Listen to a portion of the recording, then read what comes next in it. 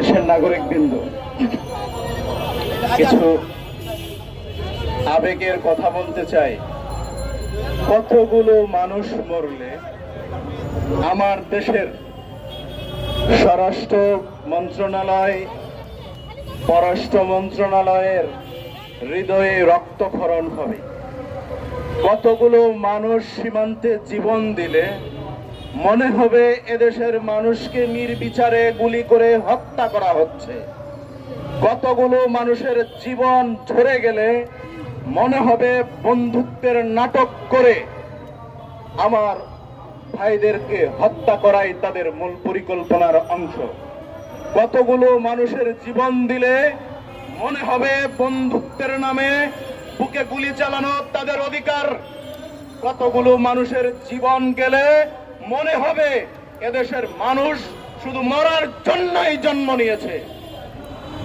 একটু প্রশ্ন রাখতে চাই, না হলে দিনের পর দিন, রাতের পর রাত, আজকে 52 বছর যাবৎ বাংলাদেশের মানুষকে নির্বিচারে সীমান্তে গুলি করে হত্যা করছে, কিন্তু একবারের জন্য 52 বছরের কোন সরকার কেউ ভারতকে ডেকে বলতে পারেনি যে কেন আমার দেশের নাগরিকদেরকে নির্বিচারে পাখির মতো গুলি করে হত্যা করা হচ্ছে।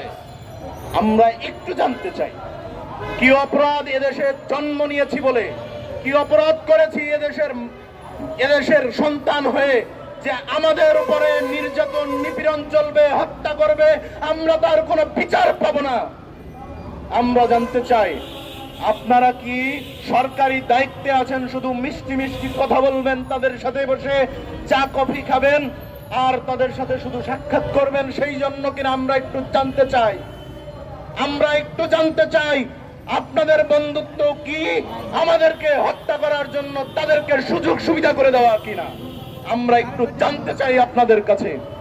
আমাদের হৃদয়ে রক্তক্ষরণ হয় যখন আমার ভাই শহীদ হয় সীমান্তে, গুলি করে হত্যা করে আমার দেশের সীমান্ত থেকে তুলে নিয়ে পিটায় ইচ্ছা মতো, এরপর বিজিবির গাড়িতে, তাদের বর্ডার গার্ড বাহিনীর গাড়িতে একজন লাশকে তুলে পরবর্তীতে লাশ ফেরত দেয়। তাদের দেশের জনগণ, তাদের যে বর্ডার গার্ড বাহিনী আছে, বিএসএফ, তাদের হাতের মধ্যেই রাখা অবস্থায় আমার সীমান্ত থেকে তুলে নেওয়া কৃষককে পিটিয়ে হত্যা করে।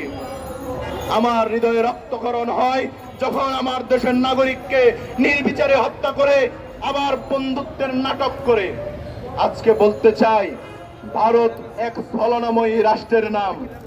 ভারত এক ছলনাময়ী রাষ্ট্রের নাম, যে ছলনাময়ী রাষ্ট্রটি যখন তার নিজ দেশের মধ্যে মুসলিম নিধনের পরিকল্পনায় নেমেছে, সেই ইস্যুটাকে ঢাকার জন্য পরিকল্পিতভাবে পাকিস্তানের সাথে যুদ্ধ পরিস্থিতি তৈরি করে আবার সেখানে যখন পেদানি খায়, পেদানি খাওয়ার পর বাংলাদেশের নাগরিককে হত্যা করে সেই ইস্যুটাকে ঢাকার চেষ্টা করে এই কসাই মুদির চরিত্রই হলো এটা।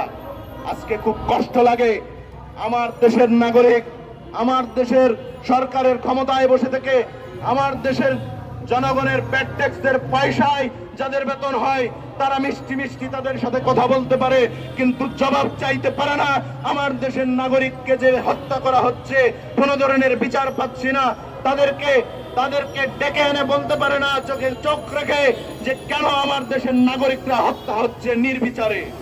সর্বশেষ একটি কথাই বলতে চাই, যদি আপনারা না পারেন, যদি হত্যার বিচার না চাইতে পারেন, আমরা বলবো আপনারা ক্ষমতা ছেড়ে দিবেন। স্বরাষ্ট্র উপদেষ্টাকে বলবো ক্ষমতা ছেড়ে দিবেন, পররাষ্ট্র উপদেষ্টাকে বলবো ক্ষমতা ছেড়ে দিবেন।